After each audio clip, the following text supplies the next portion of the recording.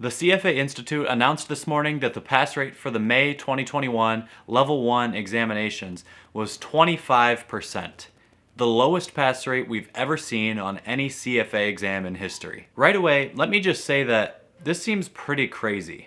Either the Institute has made the exam far more difficult than they ever have in the past, or they just decided to set the minimum passing score at a higher level so that far fewer candidates could pass the exam, with the final option being that candidates were just far less prepared for this May 2021 Level 1 exam than they ever have been in aggregate for a Level 1 exam in the past. And actually, that's the scenario that the Institute has sort of alluded to in a Reddit comment they made. If you're someone who failed the May 2021 Level 1 exam, I really feel for you here. If you passed that exam, a huge congratulations to you, because it looks like it may have been one of the most difficult CFA exams ever, given that it has the lowest passing rate of all time. We're going to dig into what may have contributed to this extremely low passing rate, why the CFA Institute did this, and what this might look like for exams in the future. There are a few theories floating around on the internet right now about why only 25% of Level 1 exam candidates actually passed the test this time around. One of the most common theories has to do with money and profits. They say that the CFA Institute wanted to earn a lot more money off the existing candidates, so they decided to fail a lot more Level 1 candidates so that they'll have to continue to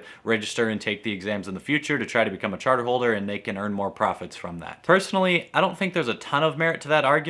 I think the Institute could find other ways to make more money if they wanted to, and I do believe that a primary focus of theirs is how they structure these exams, but there could be some merit to it still. Mark Meldrum recently posted his video on this topic, and I'll get into a little bit about what he thinks the reasoning for this was, but he also shot down this profiteering idea. He said that the CFA Institute has $500 million of cash on their balance sheet. There's no reason for them to work towards earning higher profits. While I probably agree with this conclusion, I don't love the logic there. I think just because an institution or a company has cash on its balance sheet doesn't mean that it would never take steps to try to become more profitable, but still, I don't think the Institute was necessarily searching for more revenues here. What the CFA Institute themselves said was the reason for this extremely low pass rate is probably also the same reason that they're getting so much flack for this extremely low pass rate. They made a comment on Reddit where it looks like they're trying to make some argument that the candidates for the May 2021 exam were rescheduled a couple times previously, and that's why they're sitting for this one now, and because of that, they had a choppy study schedule and maybe were less prepared for that exam. That logic seems way off to me.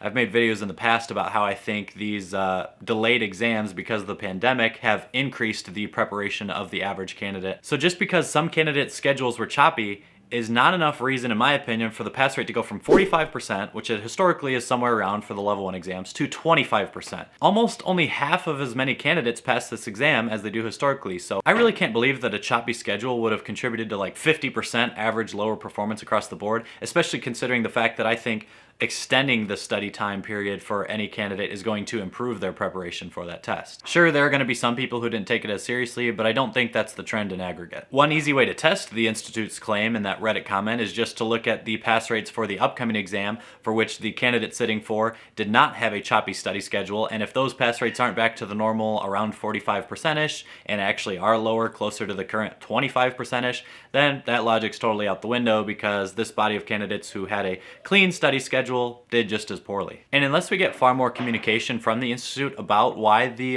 pass rate was only 25%, I think we may very well have to wait until the results for the next Level 1 exam to really validate what they're saying here. I want to talk about what Mark Meldrum said his theory for this low pass rate is before I get into my own theory, and you can check out his video if you haven't watched it yet. Mark is theorizing that the Institute is doing similar to what many universities do, and Mark was a university professor for a period of time, which is narrowing down the group of future passers at an earlier time in their life rather than waiting until levels 2 or 3. Basically, the argument would go, only 50% of candidates pass the Level 1 exam and eventually sit for Level 2, but then even at Level 2, only 50% or so of those candidates pass that exam, so the Institute is sort of saving you some time by making the Level 1 exam harder so that you'll fail the Level 1 exam, and then only the very prepared people are actually the ones sitting for the Level 2 exam. Now, I don't think that is very likely, and we'll be able to check it by looking at the Level 2 results for the upcoming exam. If that was true, you'd see the pass rate for the next Level 2 exam be like 75% or 80 or 90 or something percent, because only the potential Level 2 passers were the ones that they decided to let by the Level 1 exam in this scenario, so they should all prepare really well for Level 2. I actually hold sort of an opposite theory, which says rather than seeing Level 2 pass rates that are higher in the future because they only let through the best Level 1 candidates, we could potentially see Level 2 pass rates that are even lower in the future, which kind of leads me into my theory on why this has happened. I feel like because of the huge number of people that now sit for the CFA exams,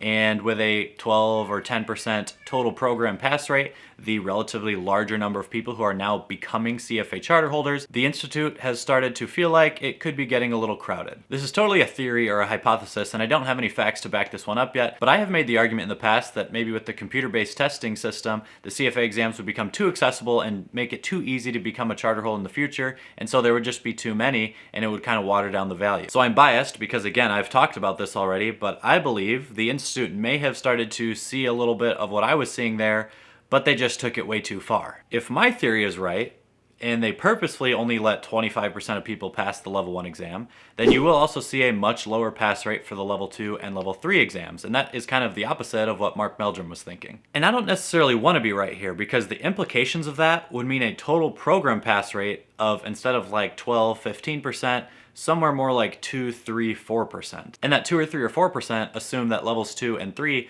both remain higher average pass rates than the level 1 exams did, so like 25, 30, and then 35% for those. If each exam carried a 25% pass rate, then you would see the total pass rate through the entire program of becoming a level 1 candidate to becoming a CFA charter holder something like 1 to 2%. That scenario would probably cement the CFA exams as being the most difficult exams in the world. And if what I'm thinking is right, the Institute may be reaching towards that type of a title. The huge problem with this is that it's going to alienate hundreds of thousands of individuals, so far less people would choose to take the exams if they are that much more difficult.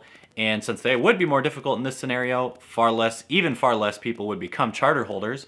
So then you'd see very, very few CFAs in the finance industry in the future, and I don't think that's necessarily a good thing. Another theory said that since the exams are being taken at Prometric exam sites under the CBT model now, that the results also included those results of people who just didn't show up for the exam, whereas historically, the pass rates only count the people who took the entire exam and then were graded on their results. But if that were true, given the fact that the pass rate was just 25% and historically it's closer to 45, that would mean that like 40% of people who registered for a level 1 exam did not show up to take that exam, and that just doesn't seem realistic to me. When someone mentioned this theory on Reddit, one of the replies was, "Oh yeah, it's fact that only about half of people actually show up for their CFA exam."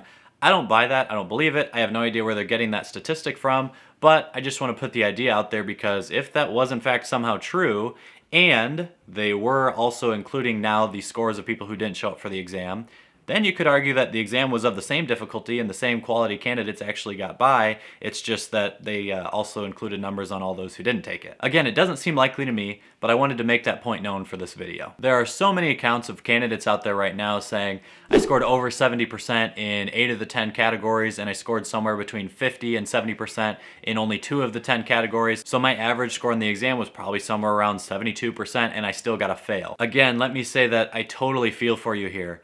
I think I might have still passed the level 1 exam under these more stringent circumstances, but I definitely would not have passed the level 2 or level 3 exams if those end up also having like 25 or 30% pass rates. So if those things materialize in the future, like I'm kind of theorizing they might, I would feel extremely lucky to have gotten through the program in 2016, 2017, and 2018, rather than having to do it now when it might become far more difficult to become a charter holder. But anecdotally, these accounts of people scoring like 72, 73% and not passing could correspond with the MPS estimates that 300hours.com has already published about the May 2021 level 1 exams. I made a video a few months ago for the last level 1 exam cycle where 300 Hours estimated that the MPS was somewhere around 72% for that exam. Based on the exam result matrices that they've received so far from candidates who passed or failed the recent exam, they're estimating that the minimum passing score for this May 2021 level 1 exam was about 73%, which is a bit higher than it was in February. But the pass rate in February was far higher than 25%. I think it was 44%.